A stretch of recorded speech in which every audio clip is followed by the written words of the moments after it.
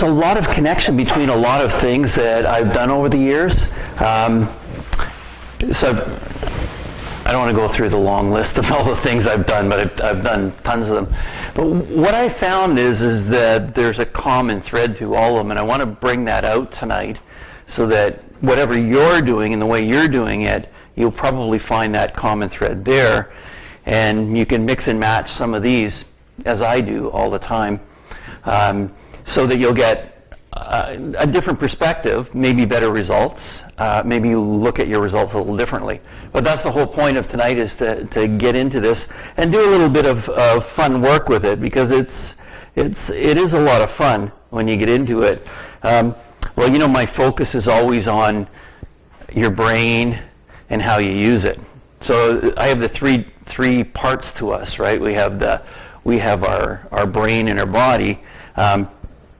We have our brain programming. So we have our brain programming, but then we have the operator, and we are the operator. Unfortunately, sometimes we let our brain programming take over and run us, and I think on one of the videos I did a whole thing on that. But anyways, the whole point of this group is that you step back into the operator position and you become the operator. And the only way you're going to do that is by using your brain more effectively and efficiently. And the biggest part of that is just accepting that you can. It's kind of strange, because I was at a chiropractic society meeting last night, and I was trying to tell the people what they needed to do if they wanted to get out there and get more well known in the community. And they all got the idea on an educated level, but they have this big block that won't let them go ahead and do it. And I said to all of them, I said, hey, you know, if you want, I'll video you and I'll actually edit it for you and make it whatever you want. And they were still really resistant to doing that. It's really strange. It's like everybody here had a conversation before it started, right? So what's the difference between having a conversation and somebody videoing it and then looking at it later and just having a conversation? Not much, right? The third person is doing the video. So what I want you to do tonight is to allow yourself, say, hey, I am the operator, I can do this, and I might not do it perfectly the first time, and I never do anything perfectly the first time.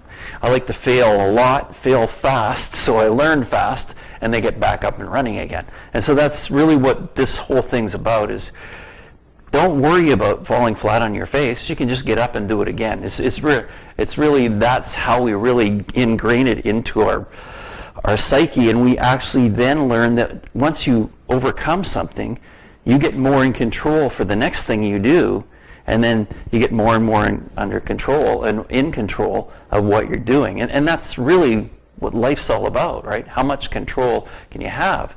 And we all have different perceptions of what's out there. The quantum physicists say that there's nothing out there that's real. We make it all up in our heads. And there was, who was it? Ken Pepperdine. He's got a great health pyramid, and he talks about how everything's put together. Great concept of how that works. He said that that a lot of times that we get caught up in that whole thing, and we lose ourselves and let our programming run us, which is really, really sad. When really we recreate. So this is really important. All the memories that you have, every time you have that memory, you recreate it. And I can guarantee that when you recreate it again, it's a little different than the original incident. And so we're always creating.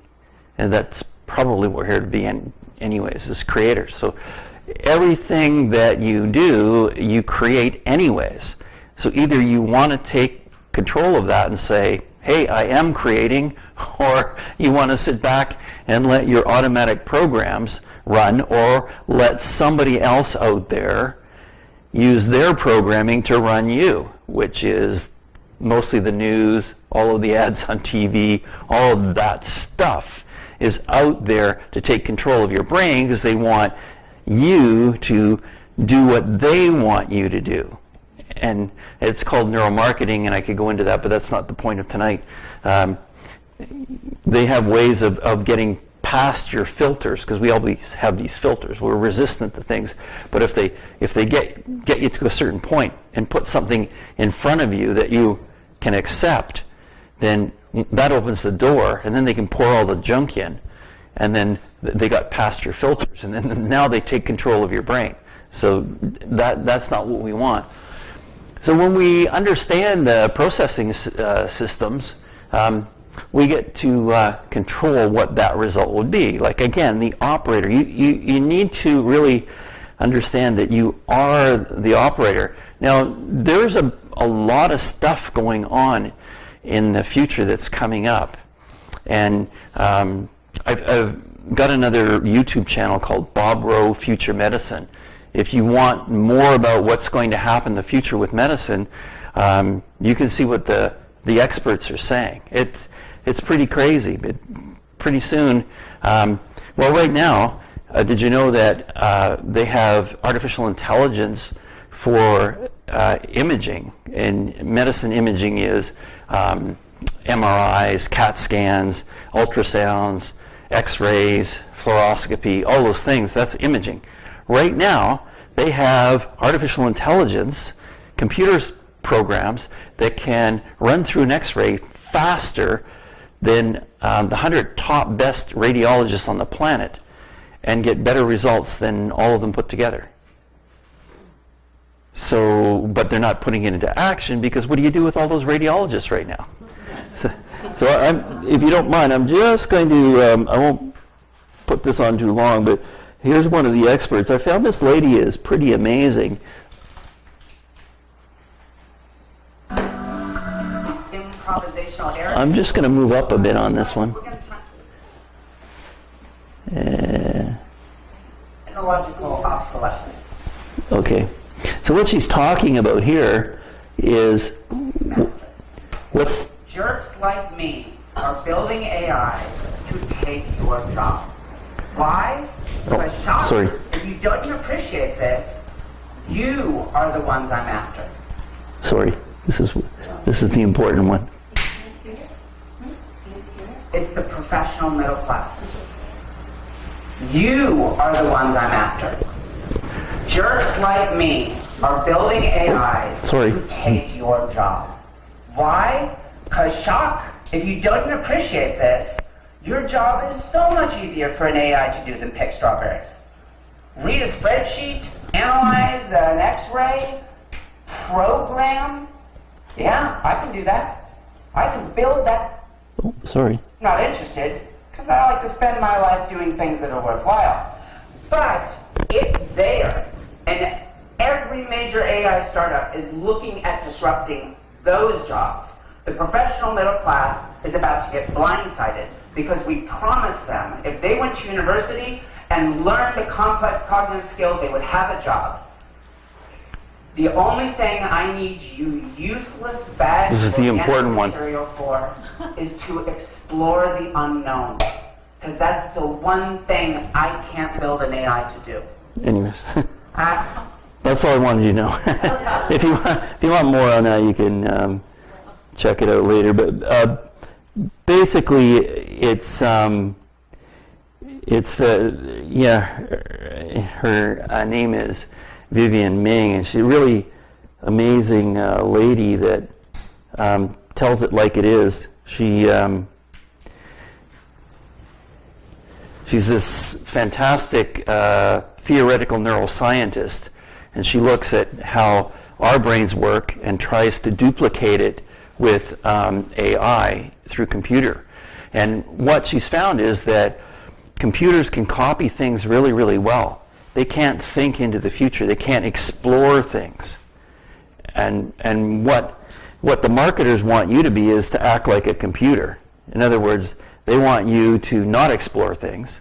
They want to be the ones that are going to tell you exactly what you should be doing and how you should be doing it. And that's basically the way the world wants to be run. They just don't realize that there's this group of people like us here that are going, oh no, that's not the way it works. We're not doing that. So what she was saying is that human beings have this amazing ability to create, and from that creation come up with even more creations. And we continually do that. That's the purpose of human beings on this planet. That's what we've done since the beginning. And that's you, the operator. And when you take on the operator part, then you find that your life is under your control. And then if something happens, you can deal with it. It's not blindsiding you from the outside. You can look at it as the operator and say, okay, well, that happened to me. Well, here's what I'm going to have to do to recover from it. But it didn't destroy me. I'm still the operator. You have a body, but you're not your body. You have a brain, but you're not your brain. You're just the operator of that equipment. And when I look at all of these new ways of healing, I always look at the common denominator. But the common denominator is the difference between, say, allopathic medicine and the other alternative therapies is that the other alternative therapies, you are the operator. In other words, not only do you need the professional to work with you, but you have to work with you.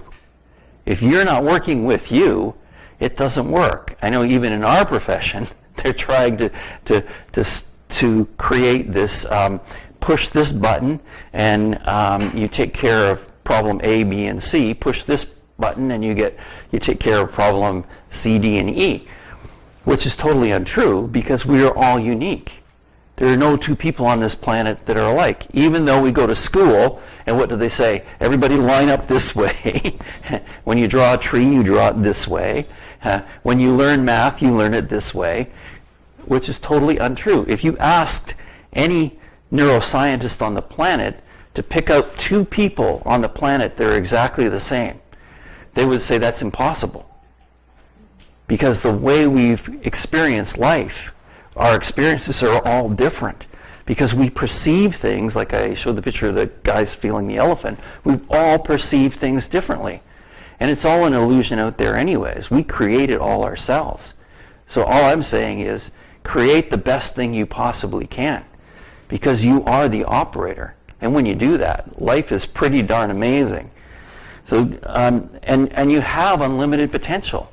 And I've seen it with people that so-called didn't have any training, but they do some amazing things. So what I came across was that we'll get into some practical stuff now. Enough of my soapbox stuff. I just wanted to set you up for, you are in control.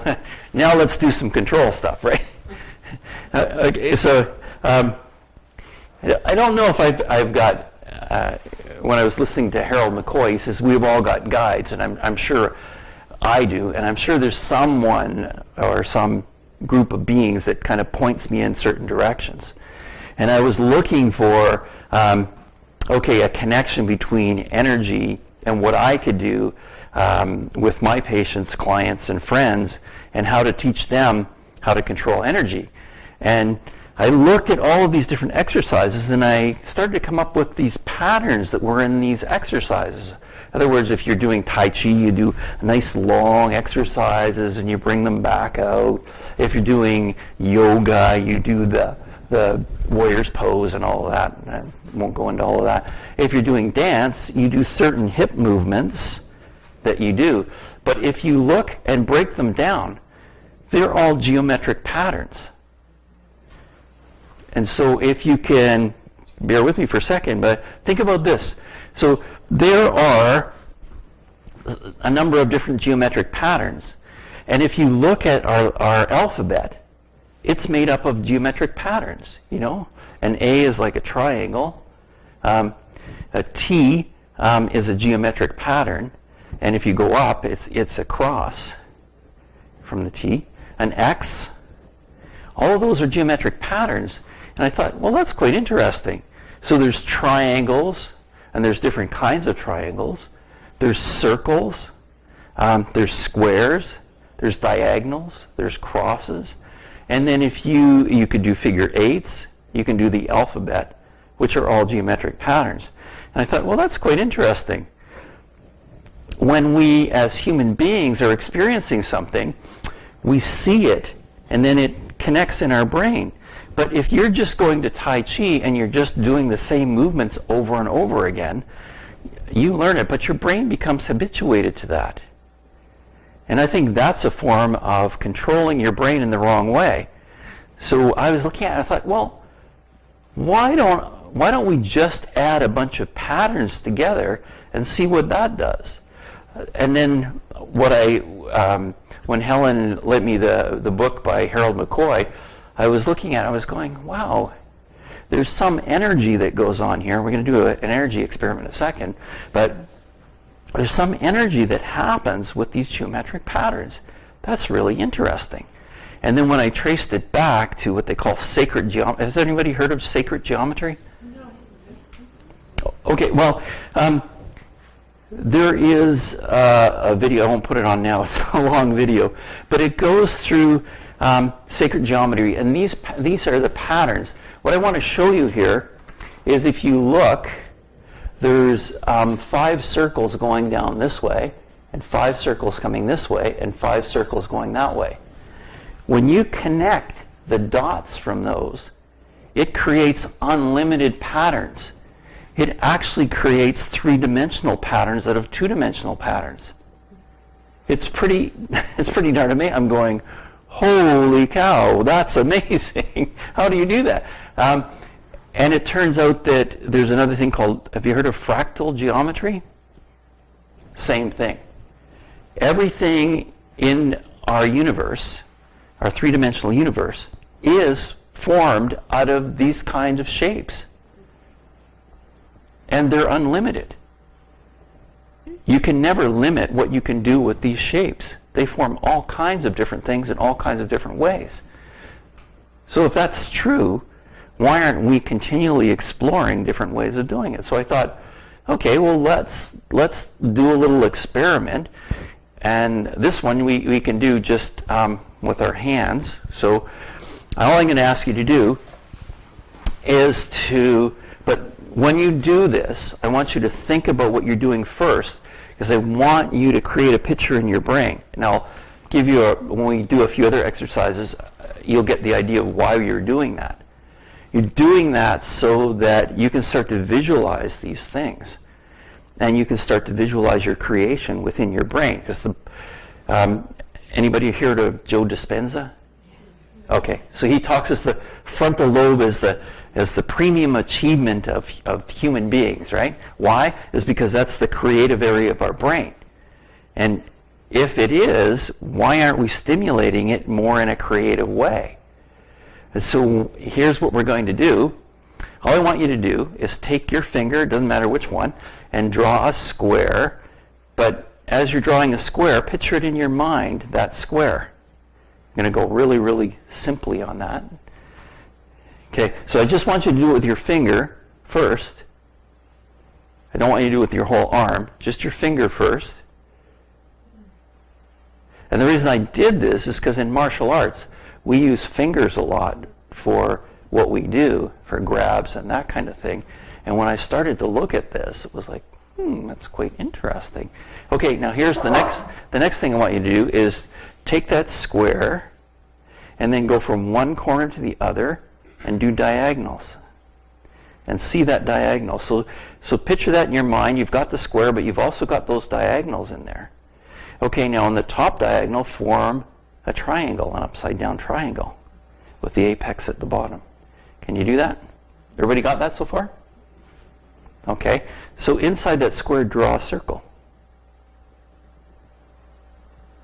Are you picturing it in your mind? Okay, here's the next step. Now, inside that circle, you have 4 triangles, right? Okay, so the triangle on this side, in your mind, I want you to paint it orange. In your mind, you want us to paint it orange.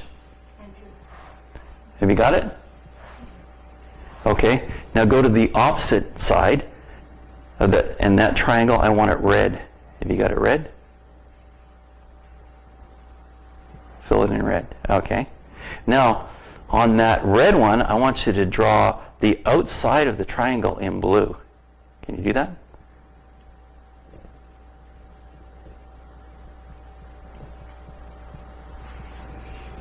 Excellent. Okay. So now you got the idea. Now you can do things like figure eights, but you can do figure eights towards you. You can do triangles towards you. You can do tetrahedrons. You can do spheres, cover it in all different directions. So what this is doing is it's uncluttering your mind and it's giving you direction. Okay, so now here's the next step. Everybody got that so far? That wasn't too hard, was it? Okay.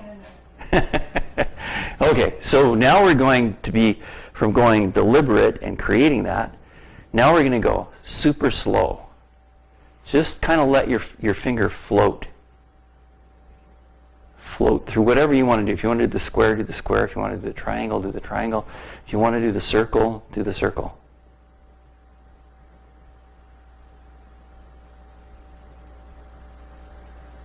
Everybody got that? Okay, so what you're doing now is you're going from very deliberate to a relaxed alpha state. And if you want to go even deeper, you slow it even more, and you can eventually get to delta state. But you're still aware of what you're doing. It's like you're hypnotizing your conscious brain to get out of the way so you can now access your subconscious. Got it? Okay, so now what I want you to do is do a few more fingers. Do one or two fast, and then do it super slow. The next one.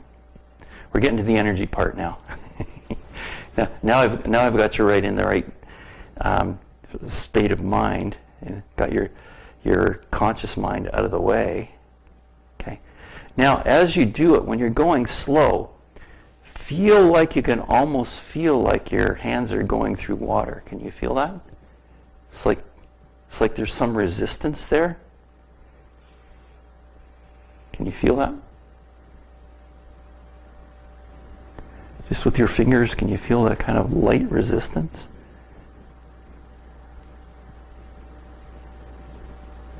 If you can't, just picture your hand going through water, moving through water. Can you feel that? Okay, here's what I want you to know. That's the quantum field. You're feeling the quantum field. And when we do an NLP experiment in a few minutes, we'll use this. Okay, now what I want you to do is take your hands, create a ball of energy. Can you feel it? Yes. Crazy how, and you can expand it. And all that's doing is getting your conscious mind out of the way and you giving direction to your brain, you becoming the operator. Now you're the operator.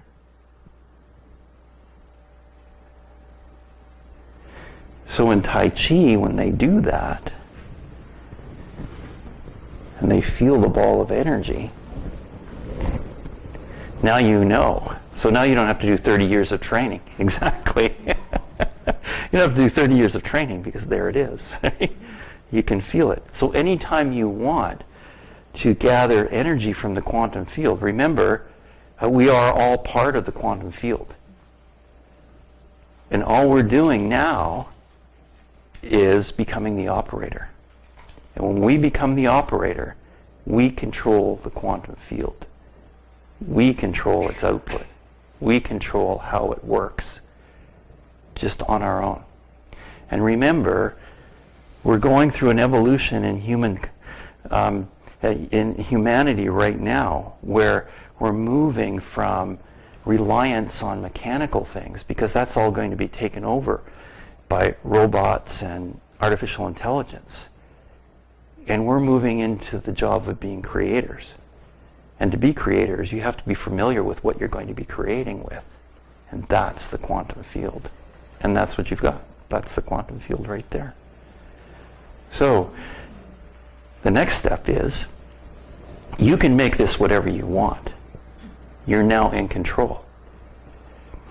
And there's another, I think the next one was, so great book, Harold McCoy. So what he does is he creates this, this energy, this white liquid energy when he's doing his healings. And that's when you're the operator, that's what you do. And what you want to do is when you're helping somebody or doing a healing, feel what comes through when you take that energy in the quantum field. Feel what comes through. And now you ask for it to be programmed in a way that will help whoever you're helping. Even if it's just yourself, ask for what it is you need in order to help that. There was a program called Matrix Energetics, and in Matrix Energetics, what they did was they had to, you had to create a door and open the door and reach in to grab the energy. That again, to me, is another extension of you letting someone else control it. You are the creator. So when you're doing this, you're saying, this energy, I want this energy in whatever the best way is for this person I'm working with. Of course, you have to get the person's permission that that's okay to do that, right? You don't just go and throw, here, have this energy. Be careful, you can knock people down with that stuff too. So you have to have the right intention, you have to add love and expectation of something really good going to happen with it. And when you do, and if you just play with that energy and you get into the space of, yes, I want this energy, I really, really want this energy to help this person, and that's the whole Buddhist compassion thing. And when you do, and you're in that state of compassion, the energy just throbs. You can feel it throbbing in your hands. And you wait and you build that energy up. And I would say practice this every single day. Is you just keep getting better and better at it. And if you want, remember the last session was on the different auditory vibrations, as I call them, the healing sounds, the energy sounds. Well, when you add sound to this, either you have it playing in the background or you play it in your mind, that adds another complete dimension to your brain. So the reason I added color is because that adds another dimension to your brain, and that has you in control of another dimension. And so just practice this as much as you possibly can, because this is where the energy comes from, and this is what you're supposed to be doing. You're supposed to be controlling the energy. That's your gift. Of course, nobody wants to tell you that, because then you actually are in control of yourself, and we don't want that to happen, do we? People running amok and actually doing good things and helping other people. What the heck is that? They won't need banks and all that stuff anymore. That's crazy. Anyway, so I thought I'd go through that. Helen gave me that book at just the right time. And I went through that. And I was, I'll just quickly go through his process, and then we'll go on and do some other things with some NLP. But so his process was that he visualizes the person in front of them, and he has this visualization of this zipper that he zips from one side of the eye to the other, and he flips the top of the head open and looks into the brain. Well, it doesn't matter what group you go with, whether it's applied kinesiology, whether it's NLP, whether it's Harold's approach, they always go into the mental state first, because that's where all the blockages are. And that's why you're doing this exercise, is because you're telling your brain, pay attention to what I want. And that's the whole point of this, is tell your brain to pay attention and get used to and your brain will follow you. Your brain will do what you want it to do as long as you tell it that's what you want. So he would look at the brain, and he would see all of this bad energy in the brain. through his visualization. And so he would have this, his guides would give him this solution that he would, energetic solution he would put on the brain. And he said it's like hydrogen peroxide. And it would bubble all of the junk that was hidden all in the different areas of the brain up. Because the emotional stuff, the baggage that we've been, we carry around with us from all of the things that people have done to us over the years and we've accepted from being very young all through life. So he sees all this stuff, and he said that was the biggest part in the healing, was to remove that. So he bubbles it all up. And then he takes this imaginary vacuum cleaner, and he takes all the bad stuff out, changes it into good stuff, and sends it back to the universe. And then what he does is he takes his healing fluid, and the healing fluid he adds to the brain and surrounds the whole brain in this healing fluid. So it will heal the brain and take the place of all of that negative stuff that was in there before. And that's his process. So you can see, and he goes into what they call delta state. We've heard of theta healing, right? But this is delta state.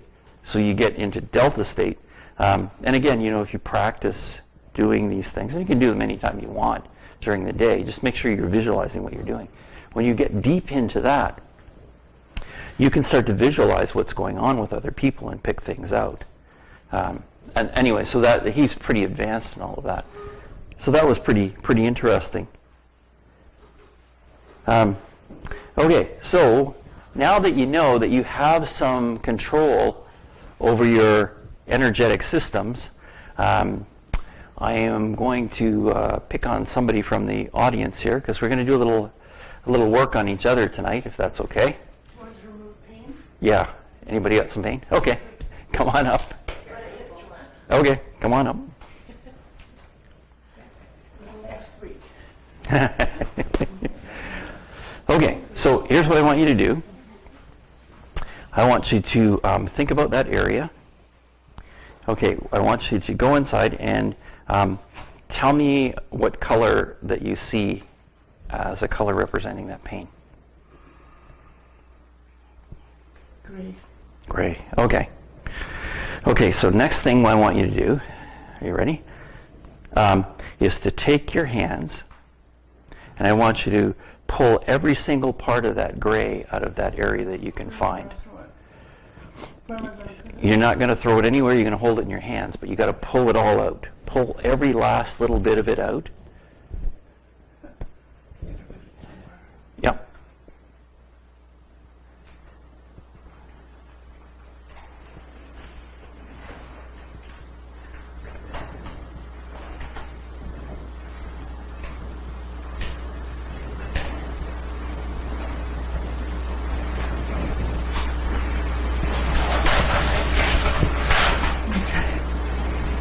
Okay, I want you to look at that in your hands now. Is it still the same color?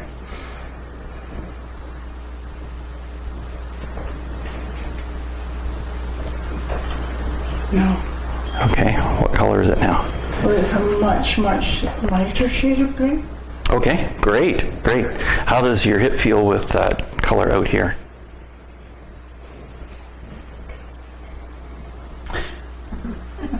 I do believe it feels a bit better. Good, okay. We're not finished yet. Yeah, that's okay. That's okay. We're not finished. Yeah. Okay, when you look at that color, what direction is it spinning? Is it moving? Is it clockwise, counterclockwise? Clockwise. Okay. What I want you to do is spin it counterclockwise as fast as you can. Keep spinning, spinning, spinning until it looks nothing like it was.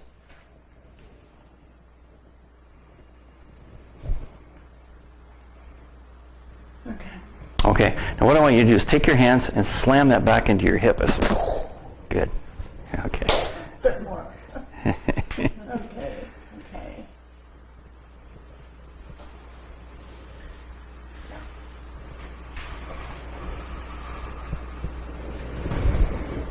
So tell me how that feels now. Well, it feels a lot more like I can move it, like I really have not been able to do much with it recently. I think it feels a lot better. Yes. Okay, so Thank you. you change the representation of what that pain was to you. And when you do that, then your brain can't go back to that old representation anymore because it's got a brand new representation. So anytime you get that pain, what I want you to do is to do the same thing, visualize what that color is, pull it out of there, look at it, see what direction it's spinning, spin it in the opposite direction until it looks nothing like it did before. Make sure it's really, really spinning, give it lots of energy, and then push it back in there. Okay. Okay. Thank you. You're welcome. Okay, so everybody got that one? Okay, so I'm going to describe it once more. So you take somebody, your partner, whoever you decide to work with, and I want you to ask the person where the pain is. And so what they're going to do is they're going to look in the area. If their shoulder it has pain, they're going to look at their shoulder and they're going to say, okay. And then you ask them what color that is.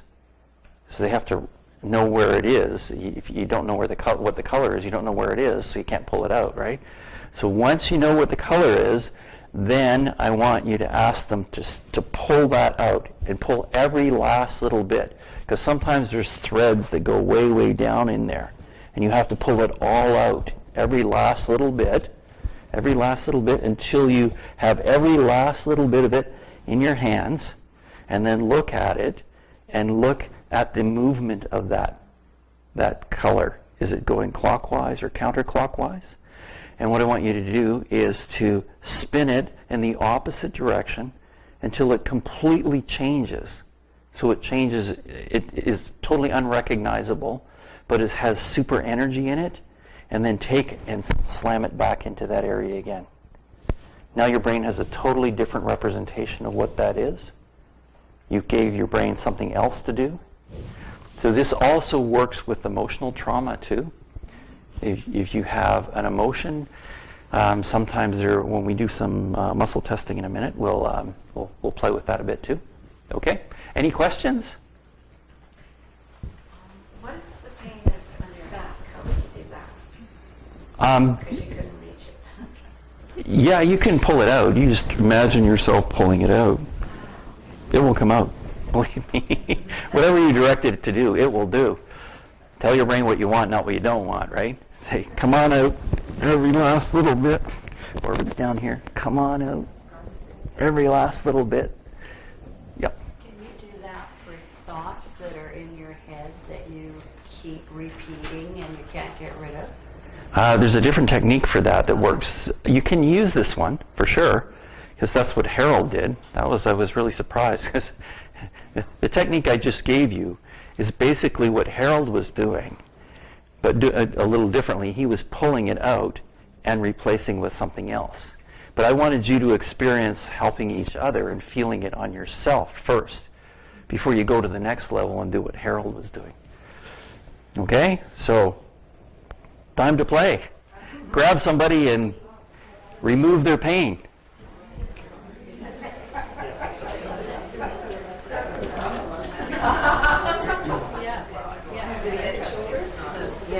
That was the question that I said I was going to do, was what she just said. Remember yesterday when I was here, trying to get your brain to not keep repeating the same thing. Right. So like it gets into the loop.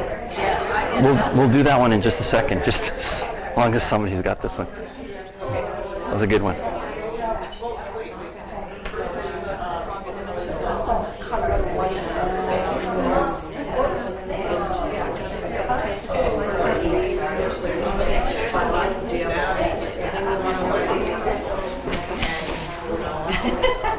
So should we stand? We can stand over here.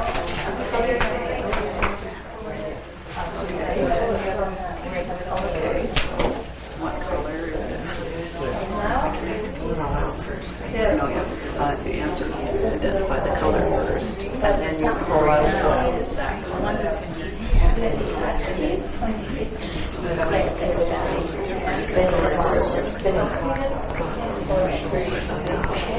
yeah, right. To pull out all the black and put it in there.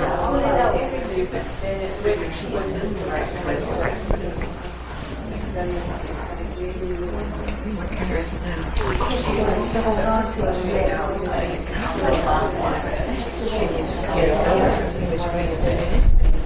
Say on